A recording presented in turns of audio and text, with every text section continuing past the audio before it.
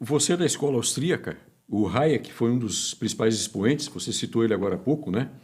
E o Hayek era um grande opositor de políticas monetárias, não gostava de políticas monetárias dos países, né? E ele também, entre as suas teses, defendeu a desestatização do dinheiro e a competição entre moedas privadas. Em certa medida, nós estamos vendo isso hoje em dia acontecer aí com as moedas digitais. E não à toa, os principais bancos centrais estão aí colocando as suas moedas digitais. Por exemplo, o nosso Banco Central, inclusive numa manobra ardilosa, quer impor o real digital, mas com uma facilidade extra, que é uma investigação maior em cima de Bitcoin e outras moedas digitais.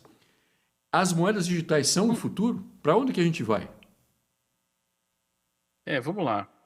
Todo economista da escola austríaca ele é contra a intervenção monetária, porque nós somos contra uma série de intervenções estatais.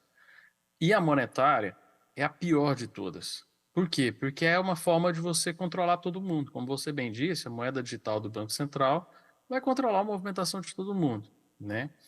Então isso dá mais poder e, como a gente acabou de falar, mais poder gera mais, né, mais controle. Então, o grande problema, gente, é que o pessoal fala assim, o governo tem que controlar porque tem sistemas de lavagem de dinheiro, né? Lembra quando isso... Assim, um movimento automático das pessoas terem medo do novo, da novidade. Internet, as pessoas vão, né? A internet vai fazer mal para as pessoas. Quem lembra disso, né? Usar, cara, eu lembro do minha avó falando que micro-ondas ia fritar o cérebro das pessoas. Então a gente tem uma reação natural contra a novidade. E esse é um paradoxo, de novo, cheio de paradoxos hoje, né? O pessoal falou assim, uma palestra eu falei assim, tem que acabar com o Banco Central. Aí um menino levantou na plateia e falou assim, professor, mas que absurdo, acabar com o Banco Central. Como é que vai ser o mundo sem bancos centrais? Eu falei assim, como ele sempre foi antes de 1668, que foi quando criou o primeiro Banco Central. Nós tivemos mais de 1000 anos sem bancos centrais e vivemos muito bem, obrigado, né? E agora a gente tem a chance de ser melhor ainda. Por quê? Porque a gente tem tecnologia para resolver o problema. Correto. E o Bitcoin surge em 2008, lá com o documento lá do Satoshi, né, o white paper do Satoshi, com uma reação justamente, né, o que as pessoas não entendem o Bitcoin ele surgiu por um movimento contra o poder centralizado de extorquir as pessoas com a emissão de moeda. Porque o que aconteceu na crise do subprime americano? O governo deu notas boas para títulos ruins e as pessoas compraram Correto. enganadas e depois esses títulos desvalorizaram e as pessoas perderam dinheiro. Então, o controle excessivo do governo na isso foi em todas as crises. Você pega a crise de 29. Crise de 29 não houve uma crise de superprodução. Muito pelo contrário, se tivesse superprodução dos Estados Unidos, os preços de todos os produtos teriam caído e teria tido lucros exorbitantes nas bolsas de valores. O que teve foi intervenção monetária e excesso de crédito que fizeram investimentos ruins acontecerem. A mesma coisa acontece em 2008, a mesma coisa aconteceu aqui no Brasil em 2012, né, que levou aí à crise que nós tivemos no governo Dilma. Então, assim, toda vez que o governo intervém na moeda, ele afeta a vida de todo mundo. Né? Diferente quando ele intervém em um mercado específico, ele afeta os agentes daquele mercado. E aí o Bitcoin ele surge e ele vai meio que ser parecido com a ideia do Hayek de desestatização da moeda, porque o Bitcoin ele é uma moeda descentralizada. Né?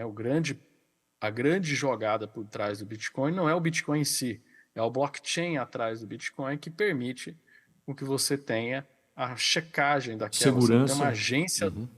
você não tem um agente do governo que valida o Bitcoin. Você tem não sei quantos mil computadores ao mesmo tempo validando, que é a tal da mineração, né? Depois vale a pena a gente fazer um episódio depois só sobre Bitcoin, que eu gosto muito desse assunto.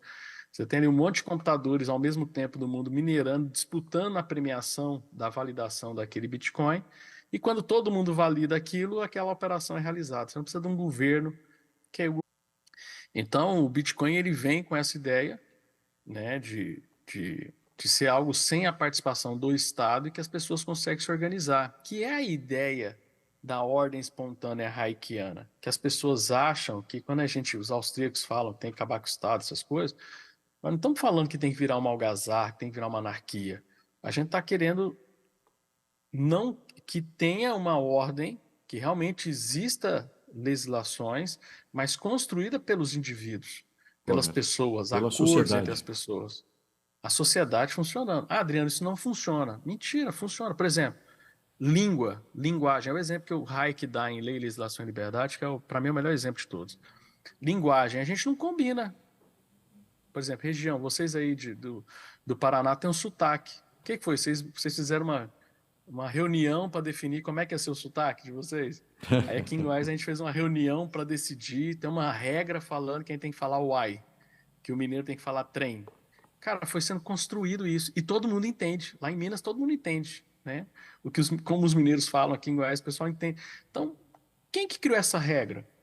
Ninguém, foi a sociedade Se organizou. foi uma ordem espontânea, se organizou. Então, a linguagem, os idiomas foram criados, ninguém sentou um dia e definiu, a partir de hoje o idioma vai ser esse, tem que ser assim. Não.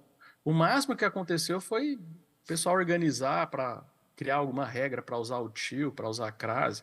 Mas a linguagem, ela é o principal produto da ordem espontânea da sociedade, que demonstra que nós podemos fazer muita coisa usando ordem espontânea. E principalmente o dinheiro. O Karl Menger, que vai ser o fundador da escola austríaca, né?